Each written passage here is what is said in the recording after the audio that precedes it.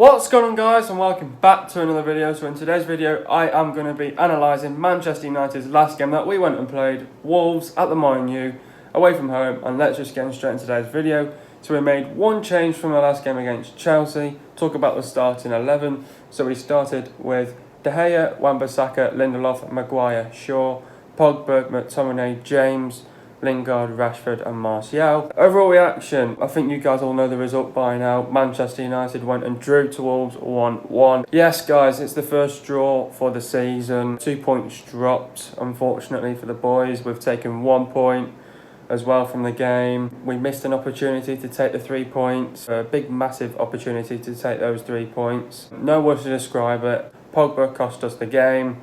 I'm absolutely fuming. It's annoying, frustrating. I'm absolutely gutted. First goal conceded this season against Wolves. And also congratulations to Martial for scoring his 50th goal for Manchester United in a United shirt. So let's just get straight into today's video. What did I make of the performance? As an overall perspective, I have to say that it was a good performance overall. I think in the first half we were fantastic. We were showing some good spells. We came out, we had them on the back foot, we were on the front foot.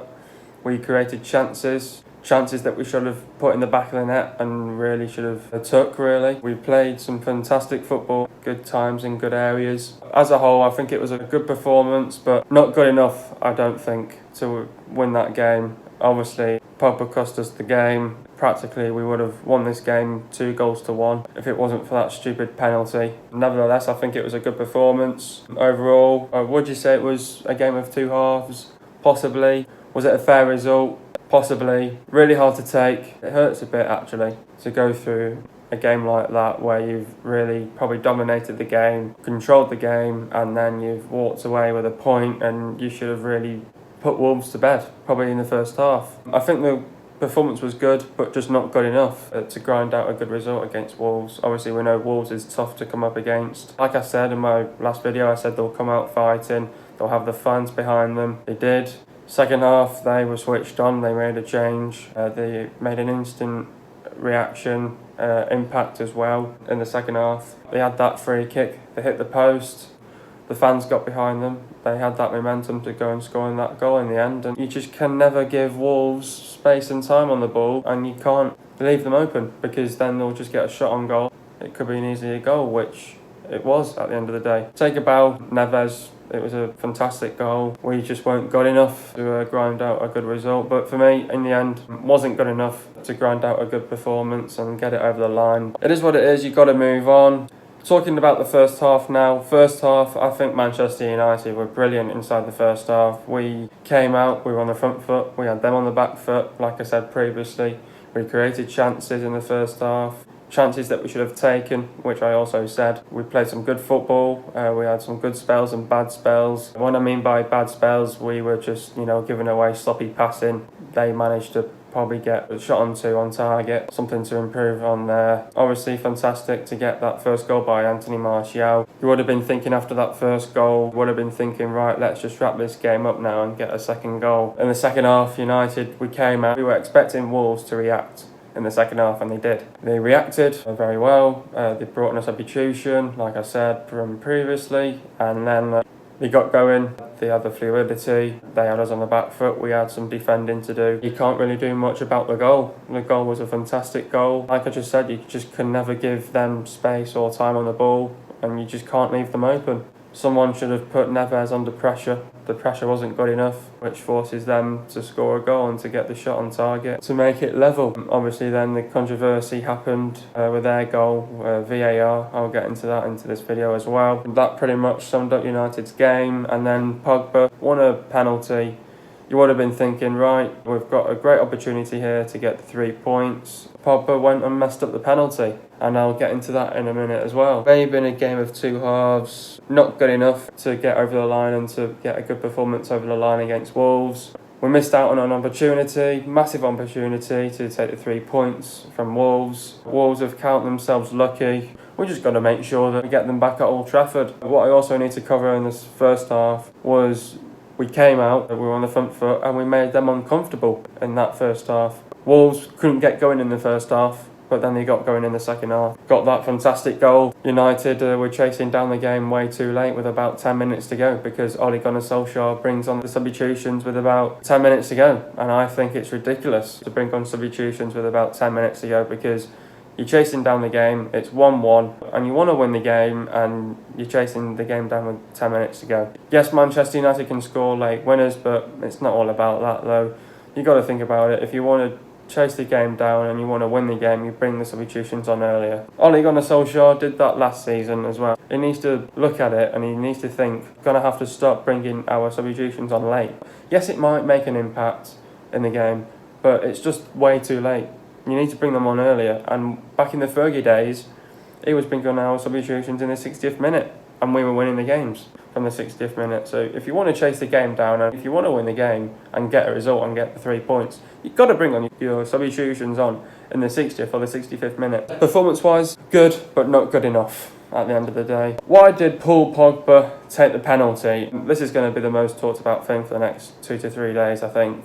The reason why he took the penalty was because Pogba got fouled and he said to Rashford, I'm going to take the penalty because you took the one last weekend, so I'm going to take it this weekend. And it just goes to show he missed the penalty, and it just goes to show that you've got to stick to one system. You just got to give it to one player. You just got to make sure that you can trust in that player to put penalties away, like the likes of Rashford. He was under pressure against PSG. He had to put that penalty away to get Manchester United through to the quarter-finals. He was under pressure and he still put it away. If you would have gave that Rashford, that would have been in the back of the net.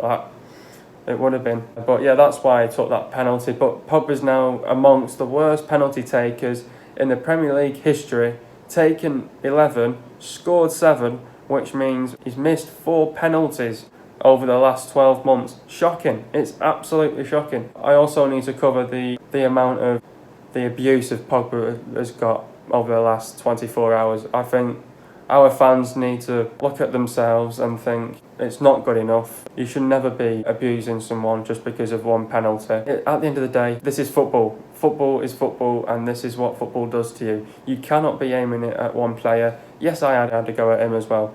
But Pogba isn't the man to be taking penalties. He is a central attacking midfielder. You have to give penalties to a striker. Someone like Rashford who should be taking them, and then you're talking about scoring these penalties. But by giving it Pogba, it's the worst reputation going. You cannot give Pogba the penalties. Get it on Rashford now. I'm sick to death of Pogba being on penalties because he just keeps missing them. And I think Ole's going to think about that now. And they're going to be starting working on penalty duties now. It's not good enough. For me, it's not good enough. Pogba, on the other hand, there was no power behind it. He went straight for the goalkeeper. Didn't go for a corner. And if you don't do those 3 things, you're not going to score a penalty. At the end of the day, you deserve to miss it. To our fans that racially abuse Pogba, it's not good enough. You need to take a long, hard look in the mirror. You've made yourself look bad. Twitter's going to be looking into it now. Good luck with that. To the fans that did that, you should be ashamed of yourself. It's something that's got to be looked into, and it's something that's got to be done about it now. Tammy Abraham last week missed a penalty, and the Chelsea fans were ripping into him. They were also racially abusing him. So it's not good enough. And then you've also got last season when Arsenal missed a penalty against Tottenham in the dying moments of the game, with a minute to go in the game. Aubameyang won a penalty, he took the penalty, and he missed it as well. All the Arsenal fans were pretty much slagging him off after he missed his penalty. To the fans that racially abuse Pogba, take a look in the mirror. Something's going to be done though on Twitter now. It's not good enough. Should Rashford be taking future penalties? Definitely yes. For me, yes. Rashford all day long on penalties. Yeah, Rashford all day long on penalties now. Not Pogba. He's just not the man for it. Rashford is the man for penalties now. Now, this is the most debatable thing. VAR. I asked you guys on Instagram, and it was pretty much 50-50. About 5 people said yes, it was offside, and 5 people said no, it wasn't offside. Was the goal offside for Wolves? It's tough. It's a tough decision. They're saying it's the same thing like what happened with Raheem Sterling with the arm.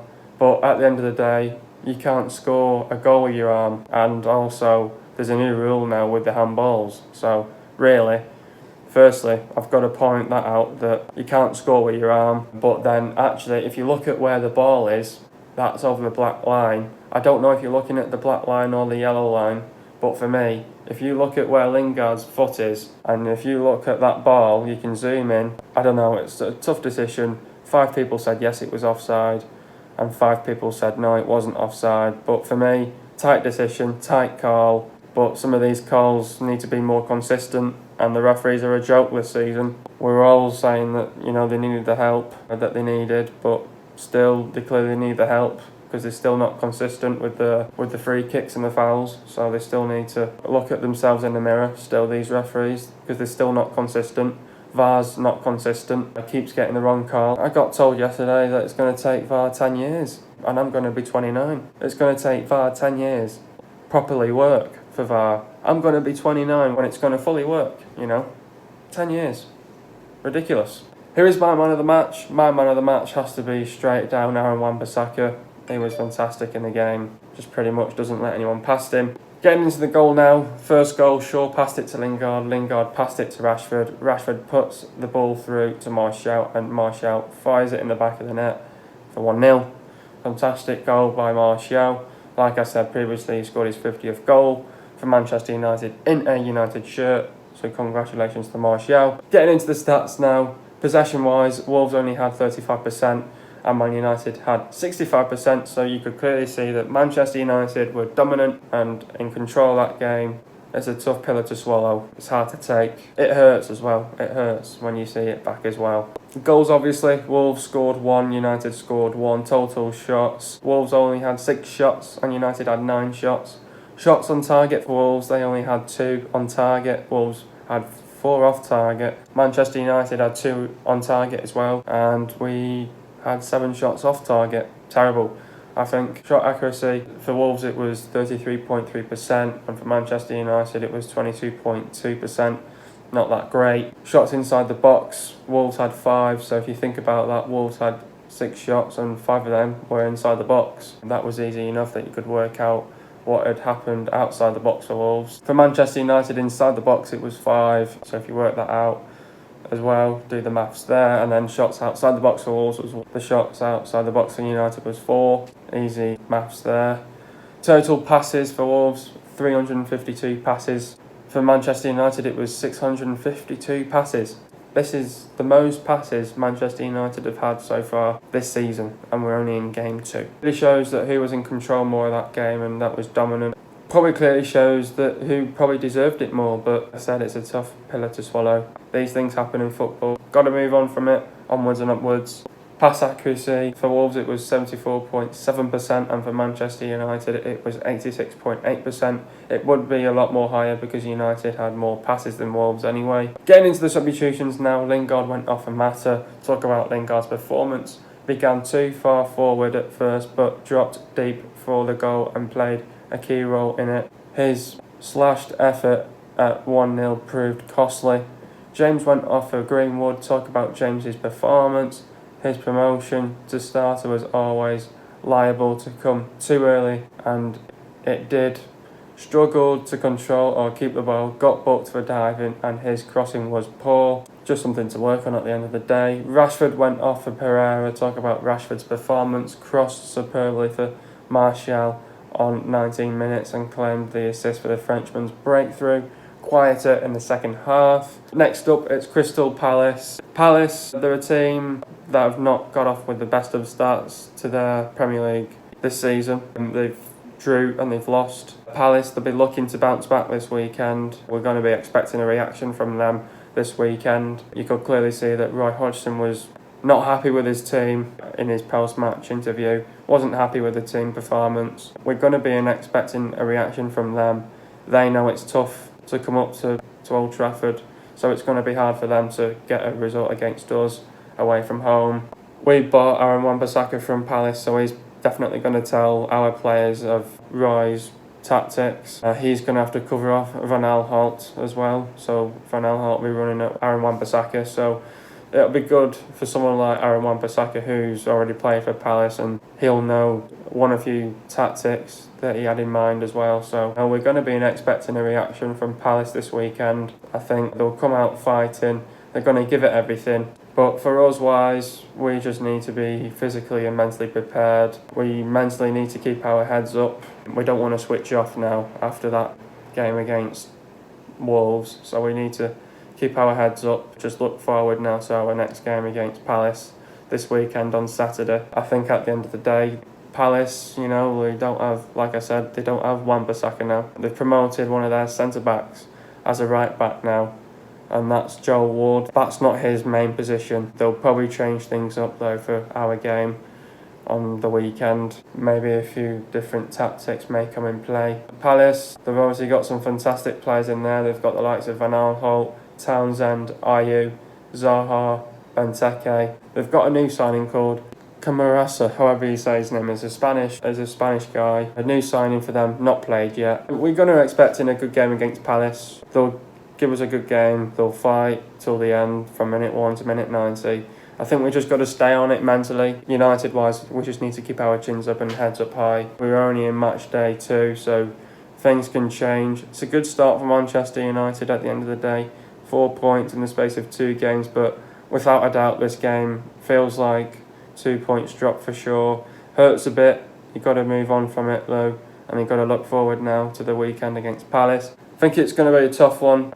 Let's see what Palace will do against us, but I think we've just got to be mentally switched on, watch what move they do. We've just got to make sure that we can take our chances and be clinical in front of goal, scoring our chances. Just make sure there's no sloppy passing and possession-wise. And we just need that fluidity, the end product. Let's just come away with a good result against Palace. Then that makes them to work even harder to react and start getting some good results. Palace, they'll be tough. We just need to grind out a good result. They'll give us a good game. They'll be fighting for sure. They'll be going for it. We just can't put our foot off the pedal. We're just got to be physically, mentally on it. Our tactics have changed. We're just got to stay on it mentally and physically. Prepare well. Let's just give Palace a good game over on the weekend at Old Trafford. They know it's going to be tough, so let's just give them a good game and let's get after them. Let's get another win and let's get the 3 points. Let's get another clean sheet as well, because we need to improve that this season as well. Hope you guys will enjoy another video. Be sure to drop a like. Subscribe to the channel if you are new, and I'll see you guys in a video in the next few days, and peace.